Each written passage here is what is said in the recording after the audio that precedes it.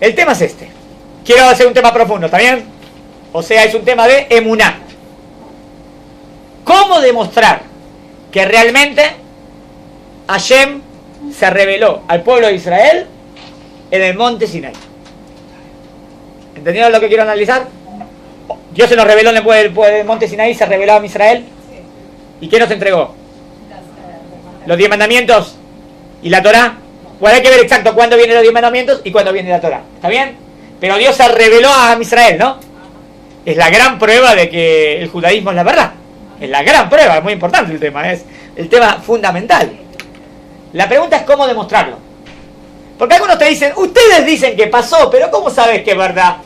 ¿No? Sí. Mi pregunta. Clásica pregunta, y la pregunta es buena.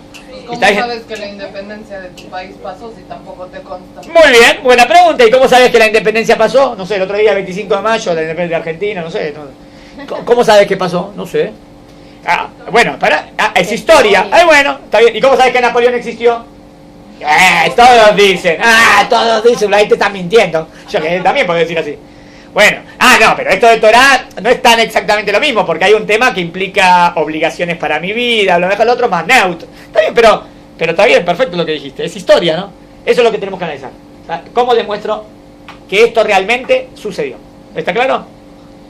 Bueno, el título de la clase: ¿habló realmente Dios en Sinaí? Vamos a leer y explicar, ¿está bien? Elegí esta clase para hoy porque me encanta la clase y quería transmitirla, ¿sabes? Y porque es un tema de emuná. Rambam dice en sus libros, si yo tengo que enseñar algo de emuná, si me dicen, enseñá algo, y tengo que elegir en temas, o Masejet Shabbat, o Alajot de esto, o Parashat Shavua, o emuná. Rambam dice, obvio que los temas de emuná son los más importantes. O sea, que gana, emuná gana. Emuná es el tema más importante porque es el key de la cuestión del judaísmo, es el sentido de la vida. Sin emuná no hay nada, es la vida la emuná. ¿Está bien? Todos para la emuná. Emuná no traduzco como fe, emuná como conocimiento, como fe 100% en Dios, como el objetivo de la vida. Bueno, entonces, ¿habló realmente Dios en el Sinaí? ¿Qué respaldo existe para la afirmación de que Dios le habló a todo el pueblo judío a los pies del monte Sinaí? ¿Está bien? ¿Cuál es la prueba que esto realmente sucedió? Es un shior de Rab Nehemiah Coppersmith y Ramos Sheselman, que son rabanim, si los conocen, de una yeshiva que queda en la Ciudad Vieja, de Ella Torah. Son rabanim americanos, muy buenos, de los mejores disertantes, son de los mejores. Hay unas clases que yo a veces les di, que son del Discovery. Es un clásico seminario que mucha gente se da hace 20, 25 años, un montón de gente volvió en Teshuvá gracias a esos seminarios. Son cursos intensivos, de clases buenísimas, de demostrar que la Torah es divina, demostrar que Dios existe, demostrar que las cosas más importantes, ¿no? Ciencia y Torah, muy bien. Esta es una clase paralela a todo ese sistema y por eso quería transmitírselas. ¿A quién le dio Dios la Torah en el monte Sinaí? La mayoría de las personas responde, Dios le dio la Torá a Moshe. ¿Y qué estaba haciendo el pueblo judío mientras Moshe recibía la Torá? Adorando el becerro de oro.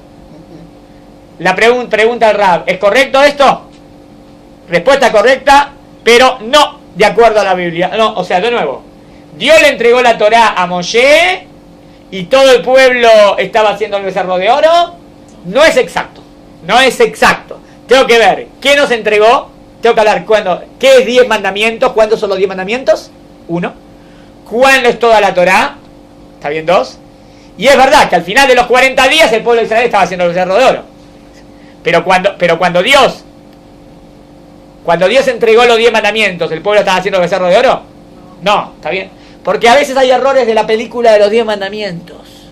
Acá te va a traer la película, van a ver. Las respuestas anteriores provienen del clásico film, el Sedín de Mil, los 10 mandamientos. Porque cuando en los 10 mandamientos se ve a Moshe Rabenu con los 10 mandamientos y las tablas y se ve el pueblo que está haciendo el becerro de oro. Entonces hay una ensalada total. Porque primero es un tema y después es otro tema y ahí lo ponen juntos. Es asombroso el impacto de que una película puede tener en la educación judía de generaciones de judíos. La verdad, porque fue una película muy total, muy importante, y siempre se daba, y llegaba a los 10 mandamientos, llegabas a tus hijos a ver los 10 mandamientos, porque está bien, pero el problema, la película es linda, pero te mete cosas que nada que ver a veces. Es un excelente film, pero de Mil debería haber leído el original. O sea, está bien el film, pero la Torá no dice así. Las respuestas anteriores, la versión que encontramos en la Torá es bastante diferente. La afirmación de la Torá es que todo el pueblo escuchó a Dios hablar en el monte Sinaí, experimentando la revelación nacional. O sea, la respuesta verdadera, ¿eh? ¿Quién escuchó los 10 mandamientos? ¿Solamente Moshe? No, todo el pueblo de Israel. Las 600.000 almas. Muy bien, por lo menos 600.000, porque 600.000 hombres de 20 a 60 años. Súmale todos los hijos, súmale los ancianos, súmale todas las mujeres. Entonces, ¿cuántos tengo por lo menos? 3 millones, fácil. ¿Está bien? ¿Y el Erab y los otros pueblos que salieron con Am Israel? Si hay otros 2, 3 millones ahí, no sé cuántos son. No sé. La afirmación de la Torá es que todo el pueblo escuchó a Dios hablar en el monte Sinaí, experimentando la revelación nacional. ¿Está claro? Hay una revelación de Dios nacional. ¿A quién se revela Dios? A todos. Dios no se apareció solo a Moshe en un encuentro privado. Él apareció ante todos, alrededor de 3 millones de personas, y esta afirmación es mencionada varias veces en la Torá. Esto que estoy diciendo ahora lo encontrás en 2, 3, 4 lugares que Dios se le reveló a Israel. ¿Está bien hasta acá? Muy bien. Moshe le dijo a los israelíes, lugares donde lo dice, tengan cuidado para ustedes y enorme cuidado por su alma. Mucho cuidado en cuidar tu alma. No fuera que te olvides las cosas que tus ojos han contemplado. Nunca te olvides lo que vieron. No remuevas este recuerdo de tu corazón todos los días de tu vida. Enséñalo a tus hijos, a los hijos de tus hijos, sobre este día en que tú estuviste frente al Eterno, tu Dios, en Horeb. ¿Qué dice el pasú? ¿Qué es lo que hay que enseñar a nuestros hijos? Todo lo que vieron. ¿Qué? Que estuvimos en Har Sinai, ¿está bien? Y vimos y Dios se nos reveló. Esto, enseñalo siempre, siempre, siempre. ¿Para qué? Para que nunca se olvide. 1. 2. Segundo lugar, Dios te habló de en medio del fuego. Tú estabas escuchando los sonidos de las palabras, pero no estabas viendo una forma. Escuchaste todo, pero no viste nada, porque a Dios no se lo puede ver. Solo un sonido. Él te dijo de su pacto, escuchaste del pacto, instruyéndote a cuidar los 10 mandamientos. ¿Y qué escuchaste? El tema de los 10 mandamientos. Y Él los inscribió en 2 tablas de piedra. Y después, ¿cuándo vienen las tablas? Eso es el error de la película. En la película están los 10 mandamientos y está con las tablas. No, las tablas fueron 40 días después que Moshe sube al monte a recibir las tablas. Cuando Dios está diciendo los 10 mandamientos, todavía las tablas no están. Ese es el error. Tercer lugar, te ha sido mostrado para saber que Dios, Él es el Ser Supremo. No hay ninguno aparte de Él. Desde el cielo te dejó oír su voz. Escuchaste la voz de Dios, es lo más importante, para enseñarte. Y en la tierra Él te mostró a ti su gran fuego, y tú escuchaste sus palabras de entre fuego. ¿Está bien? Otro. Un cuarto. Moshe llamó a todo Israel y les dijo, escucha Israel, los decretos y las ordenanzas que digo ante vosotros, que digo ante vuestros oídos hoy. Apréndelas, sean cuidadosos de llevarlas a cabo. El Eterno tu Dios selló un pacto con nosotros en Horeb. No con nuestros patriarcas Dios selló este pacto, sino con nosotros. Nosotros que estamos aquí, todos nosotros, vivos hoy. ¿Por qué dice? Pero para lo selló con los padres. Dice, no solamente con nuestros padres selló esto, con todos. Pero Moshe está hablando después de 40 años, Entonces, ¿qué quiere decir? Que eso que pasó ahí es como que nos pasó también a nosotros. Todos estuvimos ahí. ¿Conocen el famoso Midrash que todas las almas estuvieron en el monte Sinaí, inclusive las almas de los futuros conversos? Sí. Una persona que se va a convertir dice que el alma, si se viene a convertir al judaísmo, es que también estuvo ahí. Sí, bueno, sí. No tengo cómo demostrar eso. Es lindo, pero es lindo, es romántico, es lindo. Está bien, igual, aunque usted no esté, en el momento que entró en el pacto y entró en la conversión, es lo mismo. Eso es como están. Cara a cara Dios habló con ustedes en la montaña de entre medio del fuego. La Torá afirma que toda la nación judía escuchó a Dios hablar en Sinaí una afirmación que ha sido aceptada como parte de la historia de la nación por más de 3000 años. El error de 1000 importa tanto porque la afirmación judía de revelación nacional opuesta a la revelación individual, porque según esa cosa Dios le estaba dando a Moshe y el pueblo de Israel estaba haciendo becerro de oro. Entonces ahí no tenés ninguna revelación nacional. Eso sería que vos tenés que aceptar lo que le dijo a Moshe. No, no, no. Acá todos escuchamos. Este es el punto central de la clase. La revelación nacional supera tremendamente y demuestra que algo a la revelación individual. Esto es lo que vamos a explicar. Es el evento central definitorio que hace al judaísmo diferente a todas las otras religiones del mundo. ¿Está bien? Sí. ¿Cómo es eso? Empiezo y ahora vamos al requete. Pero primero empiezo. Voy al otro lado. ¿Cómo definen la diferencia? ¿Qué diferencia hay entre historia y leyenda? ¿Cuál es la diferencia entre lo que es historia y lo que es una leyenda? Es que la historia es lo que está redactado.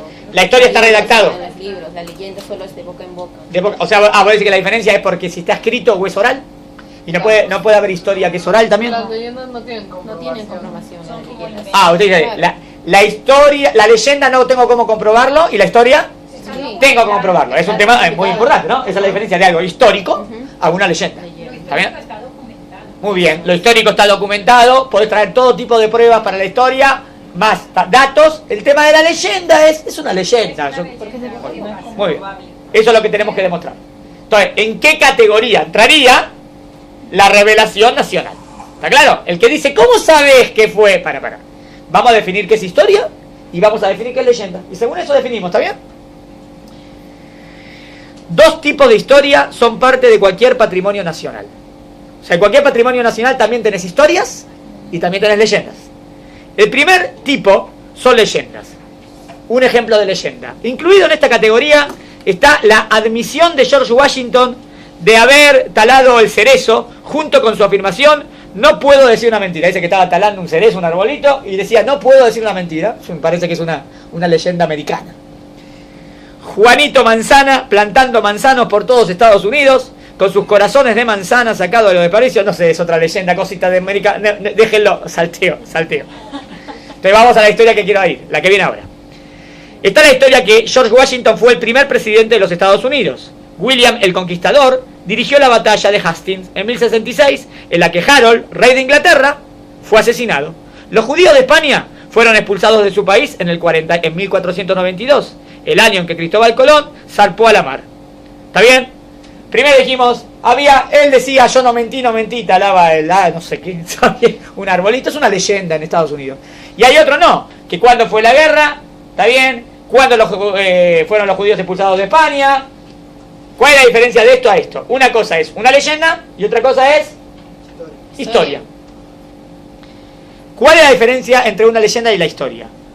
Acá va.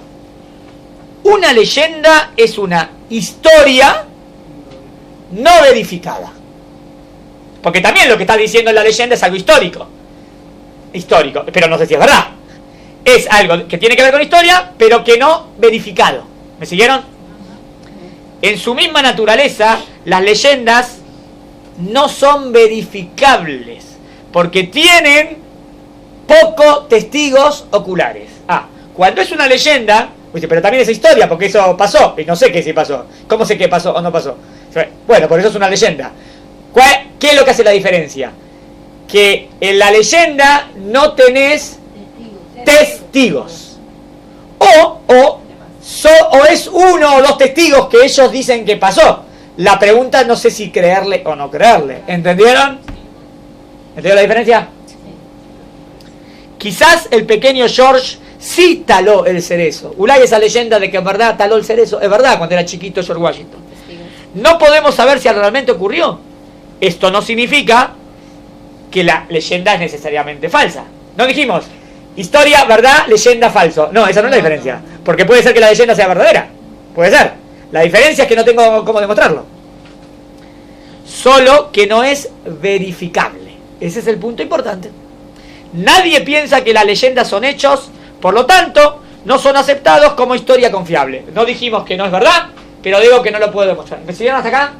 Entonces empezamos. Ahora van a ver, ahora se pone divertidísima la clase. Van a ver que se pone muy interesante.